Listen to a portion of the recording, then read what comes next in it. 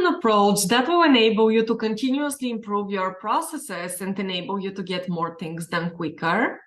How can you make the most out of your improvement efforts and realize business outcomes using your past performance data?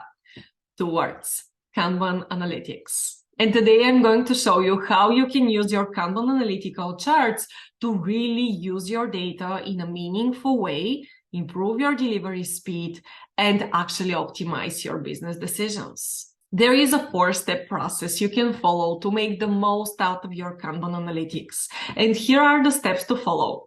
Collect your performance data, perform data analysis, get actionable insights from your analysis, and take action on your insights.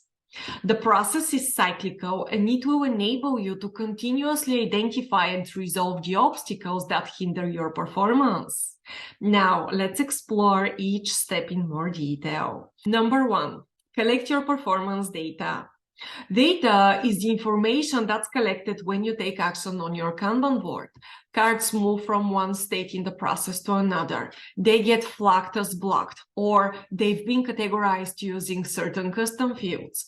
These actions are captured by your Kanban analytical platform, and they become your performance data. Number 2, perform data analysis. Analysis is the process of making sense of the data so that you can uncover any important patterns or trends. For example, looking into the cumulative flow diagram, we can see how the bands that represent work in progress states are increasing over time. This pattern is called differences in gradient, and this is probably the most common cumulative flow diagram pattern you will come across. The differences in gradient pattern points to a mismatch between the rate at which your team starts new work and the rate at which they deliver outstanding work. And usually the upper line will be steeper than the lower one. This means that tasks are entering the system faster than they're being completed. And when new work is arriving faster than old work is being completed, your work in progress will increase over time. And if your work in progress is increasing, then the distance between the departure and arrival lines will be expanding. This means that the arrival rate is higher than the departure rate, and it denotes excessive demand. Your team is struggling with the workload and their delivery speed is slowing down. Number 3, get actionable insights from your analysis. It's not enough to just identify that those patterns have occurred. You need to take it one step further. You should connect the patterns and trends that you're seeing on the charts to the decisions that you're actually making. You should be looking for the root cause of this trend. Why is your WIP increasing? And of course, we're assuming the team setup hasn't changed and the same amount of people are working for a similar amount of time. If you see this pattern and you've recently expanded your team, an increase in WIP across process states is completely fine, as there are now more people available to handle the workload. However, if the size of your team is the same, you need to investigate further to search for other clues. Are tasks being pushed by the management rather than being pulled by the team? Are there expedite work items that are constantly interrupting the standard flow of work? Or maybe there is a blockage in a downstream process state? All of these types of things are going to play a role in what you're seeing on the charts.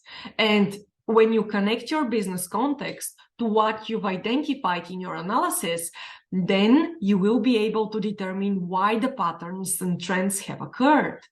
This is what we call an insight.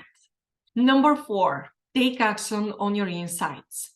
Now, once you have an insight, then you can take the appropriate action to resolve the problem. After all, you now know what's actually causing these deviations. Little Slow states that an increase in WIP will most certainly lead to an increase in your delivery times too. Also, as more and more builds up in your work in progress, your team will start to multitask and switch contexts to keep up with the demand, ultimately becoming less efficient. And there are certain Kanban practices that can help you tackle this pattern and stabilize your process. Firstly, strictly enforce and adhere to WIP limits. As stated in the Kanban maturity model, at maturity level 0, teams realize a limit to human capacity and a desire for relief from overburdening. They recognize that multitasking makes their work take longer to finish while causing unpredictable completion times. It's far better to stop starting and start finishing. At this stage, it's crucial for you to understand that limiting work in progress helps you avoid multitasking and reduce the time taken to deliver work. At level 1, teams start to apply WIP limits on a personal level, and at maturity level 2, organizations establish both team WIP limits and WIP limit across the entire system. So once you take action to resolve the impediments that hinder your performance, this is going to produce more new data. At this point, you start this whole cycle all over again. Now you have more new data to help you understand how your initiative performed. Gather the data, analyze it, get the insights, and take action accordingly. If the initiative has achieved its goal, make the new approach of working a standard by introducing it as an explicit process policy. If not, revert back to step 1 and troubleshoot the root causes that failed your initiative. By following the 4 steps to leveraging your Kanban analytics, you will be able to constantly run improvement initiatives and learn what's working and what isn't within your own business context. Effectively, you're enabling an environment of continuous improvement. As you introduce small incremental changes that are safe to fail and easy to reverse, you build a system that consistently optimizes itself for better business outcomes.